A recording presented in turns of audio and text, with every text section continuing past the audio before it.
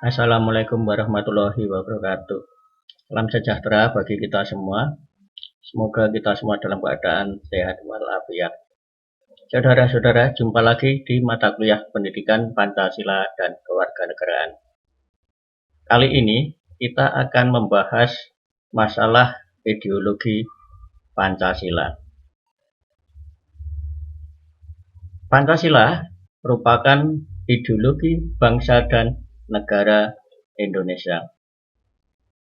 Fungsi dan peranan Pancasila sebagai ideologi pada bangsa dan negara Indonesia yang pertama adalah memperkokoh persatuan bangsa karena bangsa Indonesia adalah bangsa yang majemuk.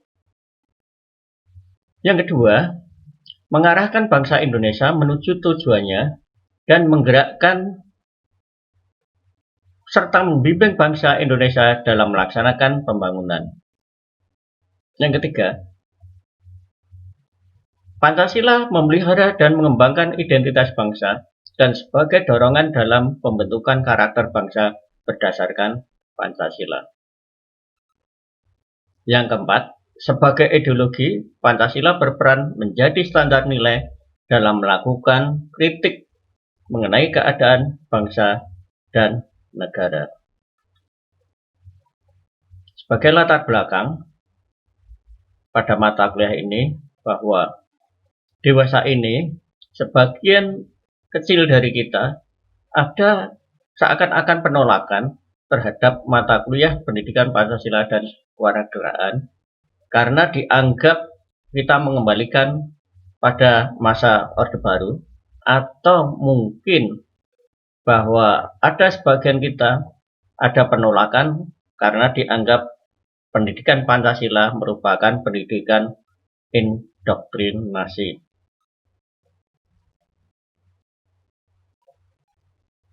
Tetapi mata kuliah Pendidikan Pancasila dan Kewarganegaraan substansinya tetap penting karena konsep negara bangsa semakin bergeser ke borderless. Karena itu sebagai negara bangsa yang bermartabat manusiawi, kita harus mempertahankannya bila dibandingkan dengan negara-negara yang mengesampingkan kemanusiaan. Karena itu justru pendidikan Pancasila menjadi lebih penting lagi. Kondisi bangsa, negara, dan masyarakat yang dilanda krisis dan disintegrasi juga membuat pendidikan Pancasila menjadi lebih penting lagi untuk kita belajarkan.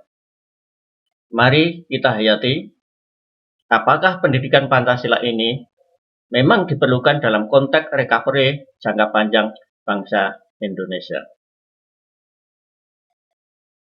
Pancasila adalah dasar filsafat negara Republik Indonesia yang secara resmi disahkan oleh PPKI pada tanggal 18 Agustus 1945 dan tercantum dalam pembukaan Undang-Undang Dasar Negara Republik Indonesia tahun 1945. Dalam perjalanan sejarah Pancasila, kadang hanya dijadikan alat legitimasi kekuasaan, bukan dasar filsafat negara dan pandangan hidup bangsa. Reformasi mencabut Tap nomor 18/MPR/1998 tentang pencabutan P4 dan Asas Tunggal Pancasila. Dampak sebaliknya adalah kalau ada pihak yang mengkaji dan mengembangkan Pancasila pada masa sekarang ini, dianggap mengembalikan kewibawaan Orde Baru. Akibatnya bisa memecah persatuan dan kesatuan bangsa. Pada realisasinya bahwa saat ini hasil reformasi belum dapat dinikmati oleh masyarakat. Nasionalisme semakin rapuh, gerakan massa brutal, dan lain-lain. Pengaruh ideologi liberal, sosialis, komunis masuk di era reformasi dan demokrasi saat ini. Meletakkan ideologi Pancasila sebagai ideologi negara secara benar. Sebagai landasan pendidikan Pancasila, yang pertama adalah landasan historis, yang kedua landasan kultural, tiga landasan yuridis, yang keempat landasan filosofis.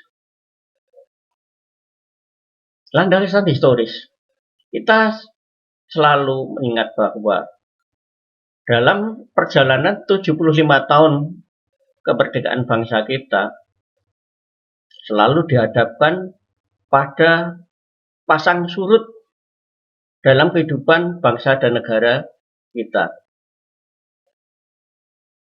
Yang menjadi masalah adalah selalu terjadinya tuntutan atas perubahan politik, ekonomi, sosial, dan lain sebagainya. Namun, dalam setiap proses penting tersebut, tidak ada satupun yang kemudian mengagendakan terjadinya perubahan ideologi Pancasila dengan ideologi yang lain. Justru dengan ideologi Pancasila, kita bisa mengembalikan perjalanan kehidupan berbangsa dan bernegara kita ke arah cita-cita para pendiri negara Kesatuan Republik Indonesia. Yang kedua, landasan kultural. Kita akui bangsa Indonesia merupakan negara yang multipluralis. Oleh sebab itu, diperlukan sebuah ideologi yang bisa mengakomodasikan seluruh kepentingan masyarakat dan bangsa Indonesia. Maka Pancasila merupakan satu-satunya pandangan hidup yang sesuai dengan platform bangsa Indonesia yang multipluralis. Alasan yang lain bahwa sila-sila yang terdapat pada Pancasila bersifat universal. Sehingga pandangan hidup ideologi Pancasila dapat diterima oleh semua masyarakat, khususnya bangsa Indonesia. Yang ketiga, landasan filosofis. Bahwa dalam sejarah bangsa Indonesia pada hakikatnya bahwa masyarakat merupakan masyarakat yang mempunyai unsur-unsur ketuhanan. Jadi, pada prinsipnya sebenarnya bangsa Indonesia merupakan bangsa yang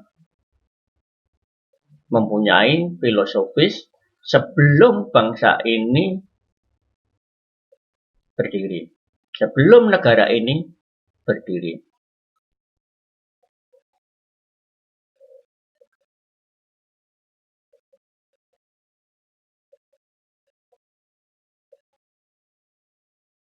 Sebagai ideologi terbuka, Pancasila, sila-sila yang terdapat di dalam Pancasila dapat selalu mengikuti setiap perkembangan kehidupan masyarakat. Sehingga dalam setiap perubahan masyarakat apapun, bahwa ideologi Pancasila selalu dapat menjadi pedoman dan standar dalam kehidupan bermasyarakat, berbangsa, dan bernegara.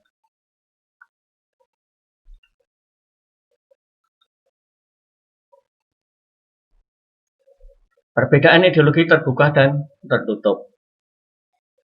Sebagai ideologi terbuka,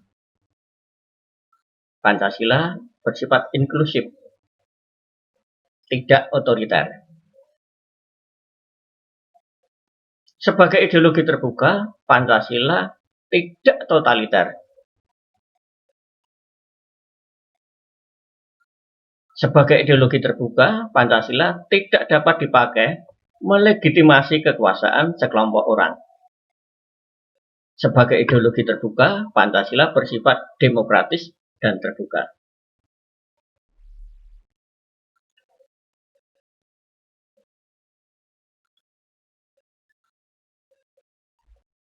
Bentuk dan susunan Pancasila.